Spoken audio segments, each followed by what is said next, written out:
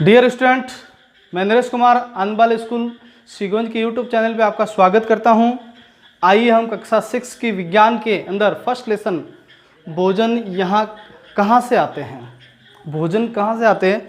सबसे पहले भोजन के बारे में हम पढ़ते हैं। तो यहाँ सबसे पहले विभिन्न खाद्य पदार्थ, हम भारत के अंदर रहते हैं, यहाँ अनेक प्रकार के व्यंजन तैयार होते हैं। हर घर के अंदर तैयार हो या हर घर के अंदर भोजन का अलग अलग तरीका होता है। अब भोजन क्या होता है, सबसे पहले ये समझ लो कि आपके घर के अंदर जो भी सब्जी बनती हैं उसके लिए क्या क्या आवश्यक होता है। तो भोजन के लिए आवश्यक कौन कौन से, एक तो तेल होना ज़रूरी है और मसाले होने ज़रूरी हैं, नमक होना ज़रूरी है। इन सभी का होना ज़रूरी, तब जाके भोजन तैयार होता है। जैसे समझ लो आप जैसे आलू की सब्ज़ी बना रहे हो तो उसके लिए तेल डालते हो, फिर मसाला डालते हो, फिर बाद में आलू डाल के फिर इसको बनाते हो, तो ये आपका भोजन तैयार हो गया। तो ये विभिन्न प्रकार के भोजन हम यहाँ तरीके से अलग अलग तरीके से बनाते हैं, अलग अलग प्रकार से व्यंजन बनाते हैं। खाद्य सामग्री, भोजन के लिए हम कच्ची खाद्य सामग्री पहले तैयार करते हैं। कच्ची सामग्री कहाँ से होती है? सबसे पहले खेतों से जो गेहूँ निकलते हैं, चावल निकलते हैं, इनसे हम रोटियाँ बनाते हैं। और जैसे कि सब्जी भी पेड़ पौधों से ही प्राप्त होती हैं, और भोजन के अंदर और भी जो पदार्थ हैं हम उसका यूज़ करते हैं, साथ साथ में मसाले, नमक वगैरह। तो इनके स्रोत कौन कौन से खाद्य के अंदर? तो अनाज होता है, अनाज के अंदर गेहूँ, चावल, बाजरा, मक्का ये यूज़ करते हैं। और दालों के अंदर अलग अलग प्रकार की दालें होती हैं।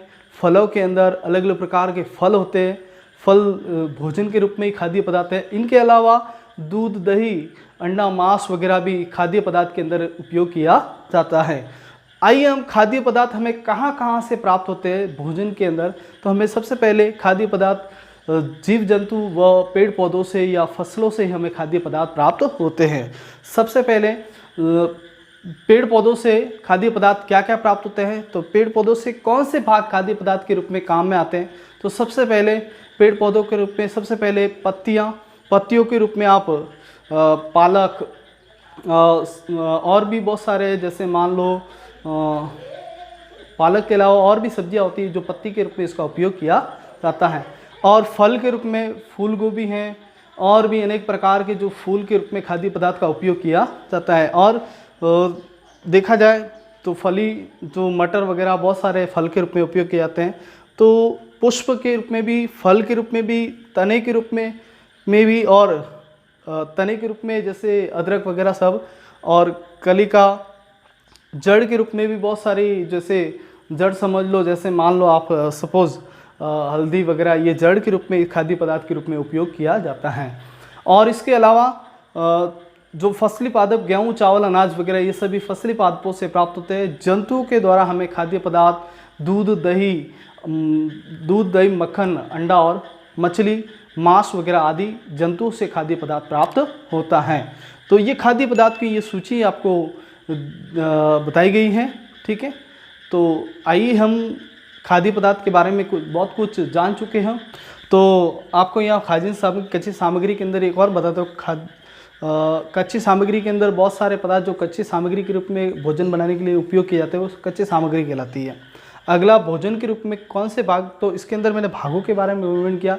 एक और जनरल सा उदाहरण है इसके अंदर, जैसे सरसों का है। सरसों के बीज तेल के लिए निकालने के लिए यूज़ किए जाते हैं, साथ में उसकी पत्ती सरसों का साग बनाने के लिए भी उपयोग किए जाते हैं। इस प्रकार पौधे के सभी भागों का कुछ न कुछ खाद्य पदार्थ के रूप में उपयोग किया जाता है।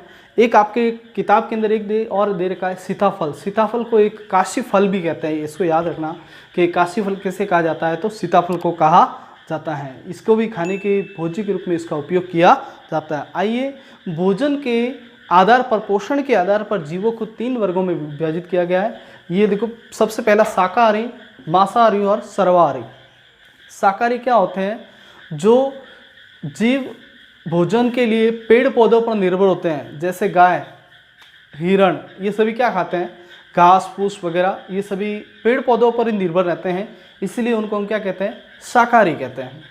दूसरा है मांसाहारी। मांसाहारी उनको कहते हैं जो भोजन के लिए किसी जीव को मार कर उसके मांस को खाते हैं, उसे हम मांसाहारी कहते हैं। मांसाहारी के लिए जैसे शेर है, और देखा जाए तो और भी जैसे चीता हैं वगैरह, तो ये क्या करते हैं, किसी जीव को जंगल के अंदर शिकार करके उनके मांस को खाते हैं, उन्हें मांसाहारी कहते हैं।